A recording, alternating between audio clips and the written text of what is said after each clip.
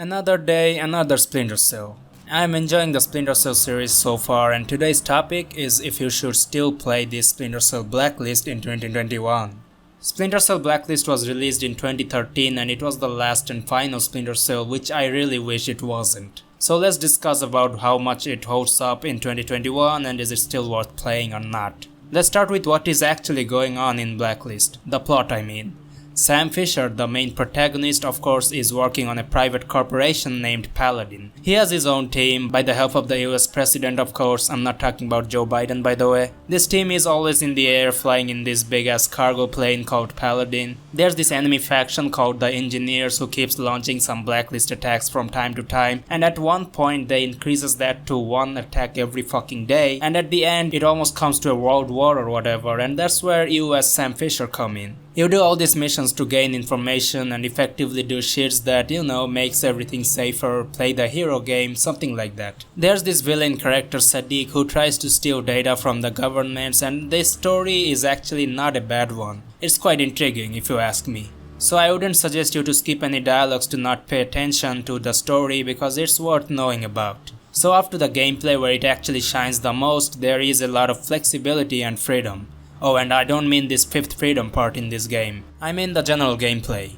I really liked how each level starts. You have a small briefing about what's going on and then you get choices to launch or hold the mission. Holding mission doesn't really matter, but it's there and I'm not complaining about that. Then you get to choose your gear and customize it. Your field runner Briggs also gives you advice about what type of gear you should focus on, but I just really like this idea of customizing almost everything. From your suits and boots to your weapons and gadgets. Like for example, you wanna increase your stealth stats, then you can get the suit that offers more stealth. Or you want to buy some gadgets or upgrade them, you got that too. So after this the actual mission begins and I think the level designing is pretty good.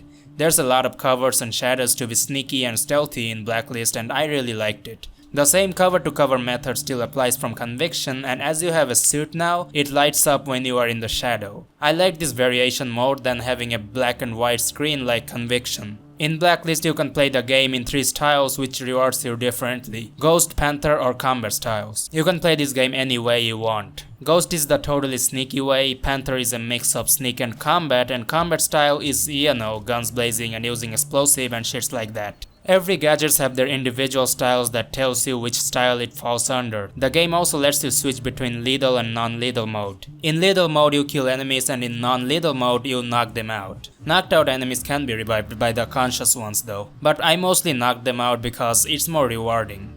Because if you do Ghost style, you get the most money per knockout, where Panther and Combat styles gives you less money. At the end of each mission you get a lot of money to buy or upgrade your gears that will help you complete harder tasks later. Like even the goggles that you can upgrade, and it will have different benefits such as footprint tracker or see-through wall ability and much more. You can also upgrade your plane which will have other perks like faster healing or new weapons from black market. The upgrading feature is really handy and is worth spending your money. The night vision in my opinion is a little too saturated when you turn it on and has this noise effect which I don't really like that much because I think the night vision in Chaos Theory was much better than this. It's okay though because using the night vision is not necessary all the time. Most of the areas can be seen without using night vision. There are some really cool levels in Blacklist and one of my favorite is this transit yard level because it's really well designed. There are these mines around and enemy snipers where Sam and Briggs just splits up and defuses the bombs. What's more impressive that you can play both parts in this mission. You will play as Sam and you will play as Briggs. The Briggs part is really cool because you'll get to play Splinter Cell in first person perspective. It's not that good, but I would praise the game to at least let us experience an FPS part in Splinter Cell. Then there is this train level which was cool, and there's even a level where your plane starts crashing and you get a limited time to unfuck what's fucked. The different characters in the plane also gives you side missions which adds more fun and experience. Some levels are co-op only, so you can also experience co-ops in this, but most of them can be played solo and the side missions are not bad.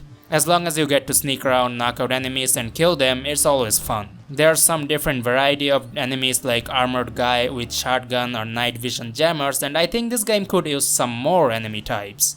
Let's talk about the gadgets because as I said in Conviction, they are super important. In Blacklist I have used the sleeping gas a lot to get stealth knockouts. The tear gas also helps and stuns the enemies for a moment, then there's sticky cam which can attract and release sleeping gas on the enemies. I also use the tri-rotor because it's useful to scout an area and mark enemies, and also you can zap some guys with that, which makes your approach a little easier.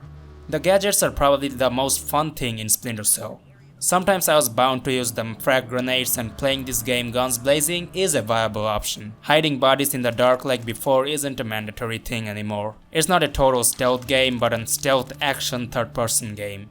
So the gameplay is very versatile in Blacklist. You also get the mark and execute feature from Conviction and it's quite fun, and I am still not a fan of it. The AI of the enemies in this game feels kinda off to me because it's really easy to maneuver them. You also can attract enemies yourself by calling or whistling, and it's really fun in my opinion. Now there are also multiplayer that I think is probably dead now, and also I couldn't get into it because the server could not connect for I don't know what reason, but watching old gameplays it looked quite fun, so if you wanna have some multiplayer and get lucky to get some matches now, then this game also offers that. So finally, the conclusion.